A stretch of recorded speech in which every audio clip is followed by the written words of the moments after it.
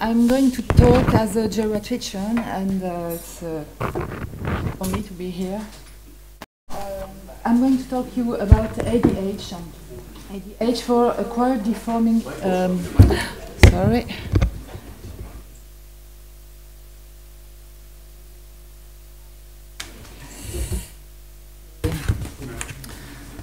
So ADH for acquired deforming hypertonia. It's a very old and common problem in elderly and or in frail elderly, almost. Sometimes it's considered in nursing home as a criteria of quality of care, and I'd like to share with you our experience in Bordeaux. I'm sorry for my English and my stress.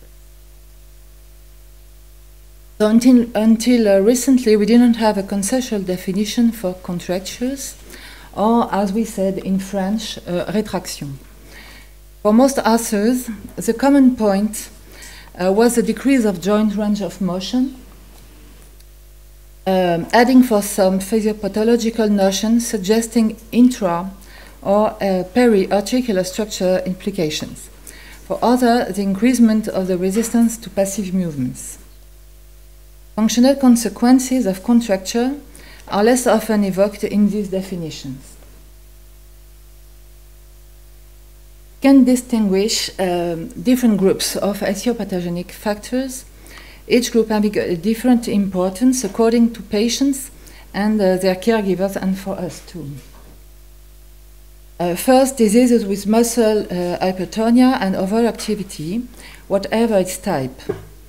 Pyramidal, extrapyramidal, or oppositional hypertonia, as we can see in frontal diseases.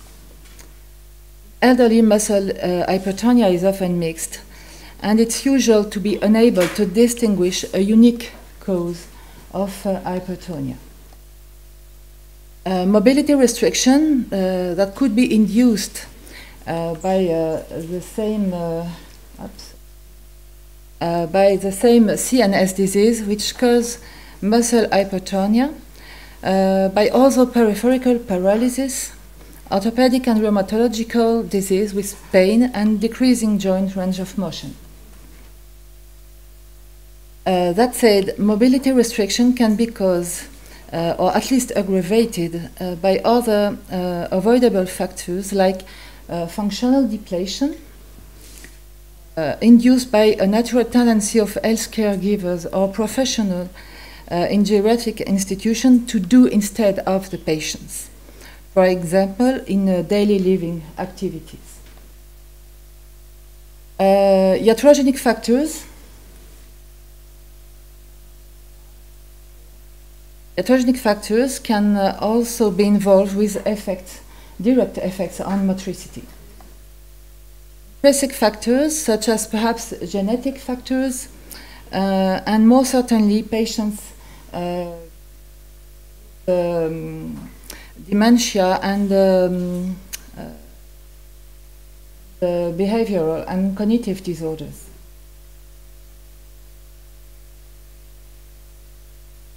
Sorry, these last factors are generally linked with level of autonomy of patients and with the living place too. To resume, from a physiopathological point of view, we can consider a neurogenic part in the mechanism of contracture with, in first-line, muscle hypertonia, as we've seen. But it seems important to consider also a non-neurogenic part linked to the articular or peri-articular modifications observed after immobilization.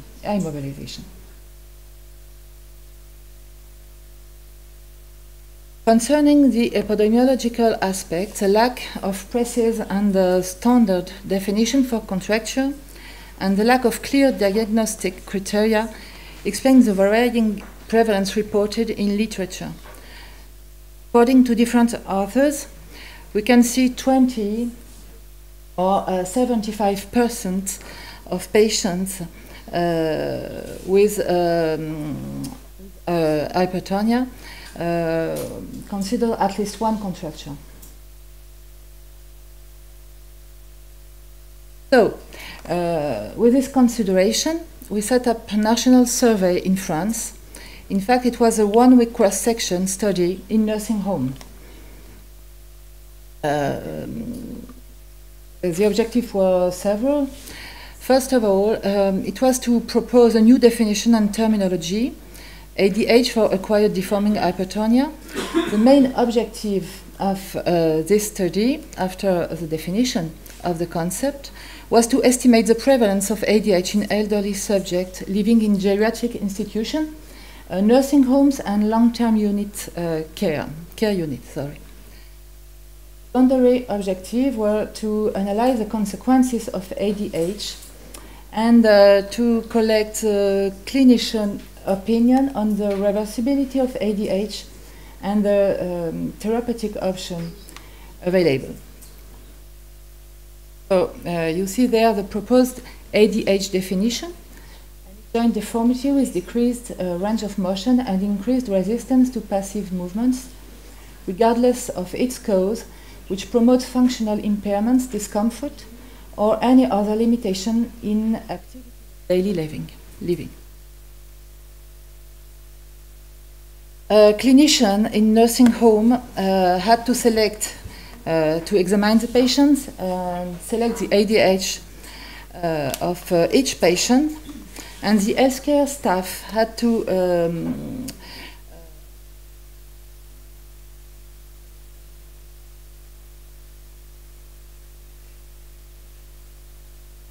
the healthcare staff had to identify the consequences from a beforehand established list.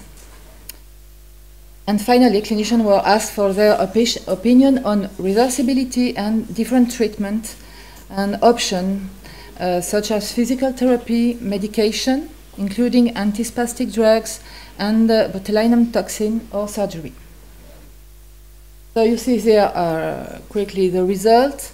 39 geriatric institutions participated, 29 nursing homes and 10 long-term care units.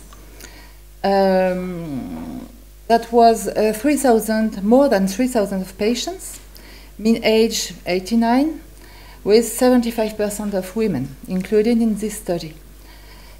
Among them, 692 patients, that is 22%, of this very frail population had at least one ADH, according to the definition I show you.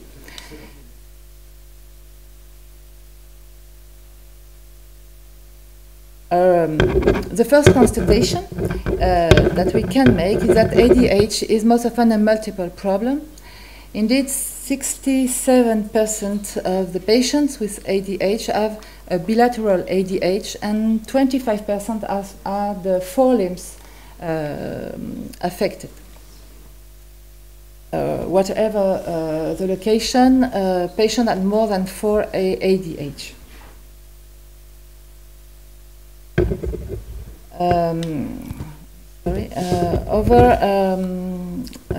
Regarding to the impact, consequences of ADH.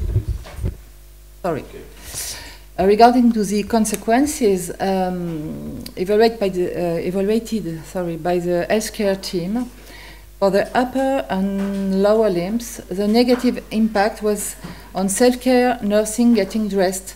That was the most often reported. Skin complication, pressure, ulcers, wounds, sores, or mycosis were less frequently reported, and it was a surprise.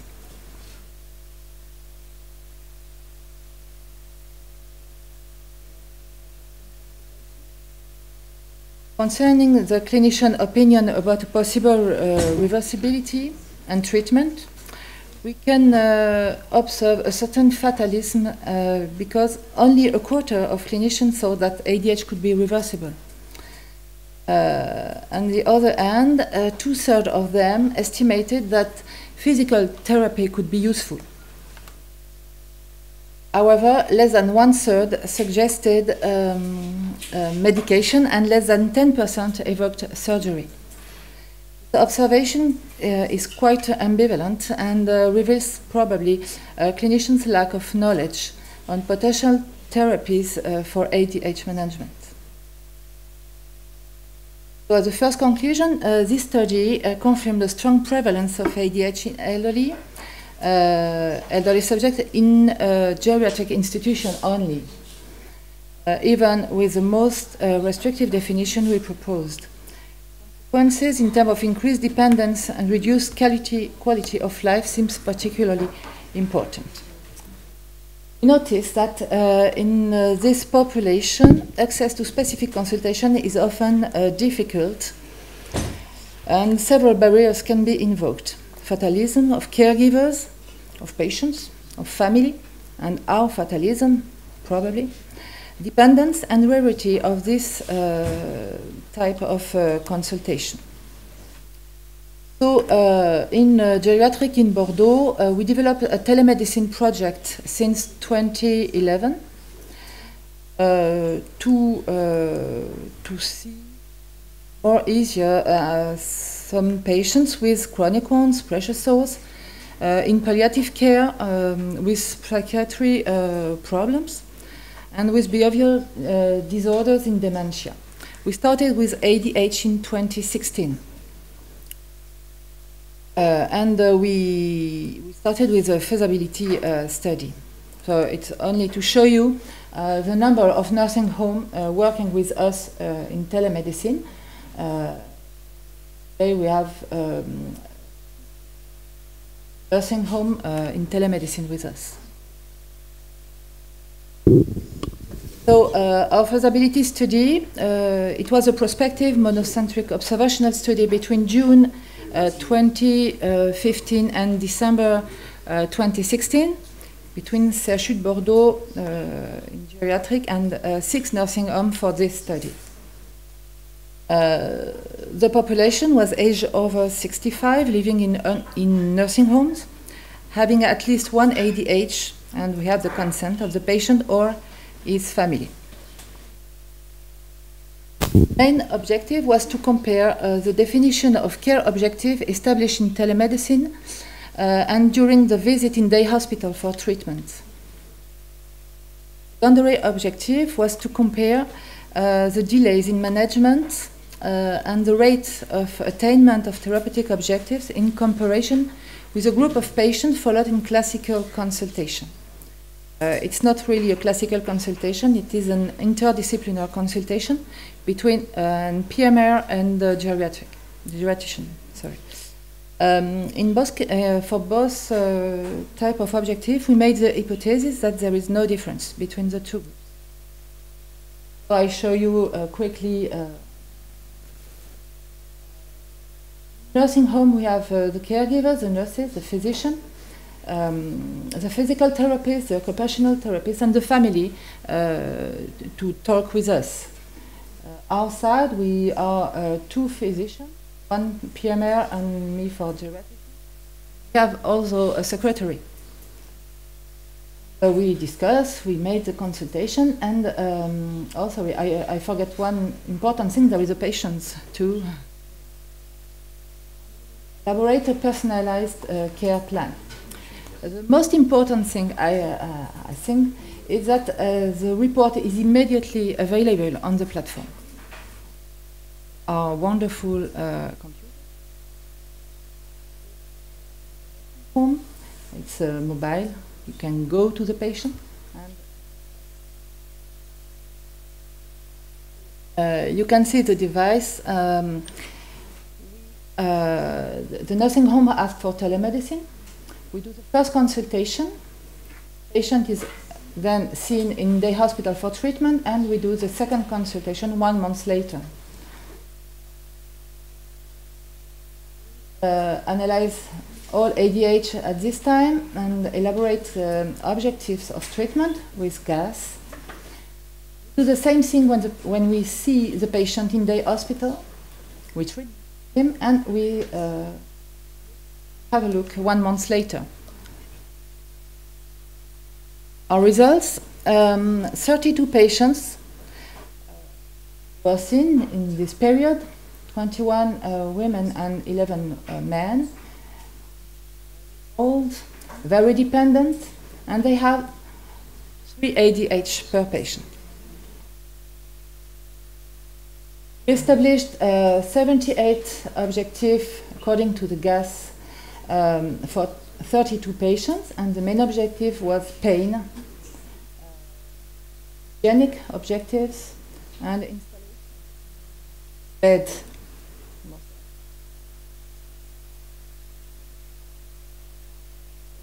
Proposed was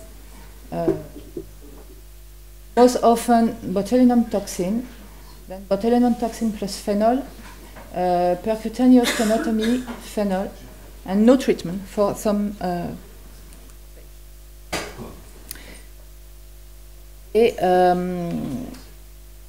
This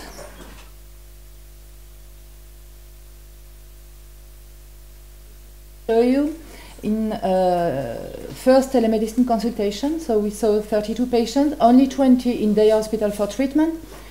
12 are lost, most of them are dead. We have very frail patients. The median of 26 days between the consultation and the treatment. We changed our objective between the 2 times only for 1 patient, and we changed the treatment for 5 patients. There was minimal change of treatment. 4, we changed the target muscle, and 1, we changed the product.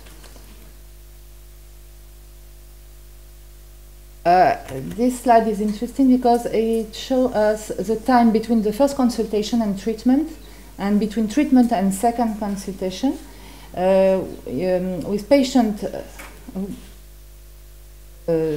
so in telemedicine and patients so in interdisciplinary consultation, and we saw this time is really shorter than for these patients. The explanation is probably that here the report is available immediately, and in this population I have to do the report, and oftenly it's later when I have time.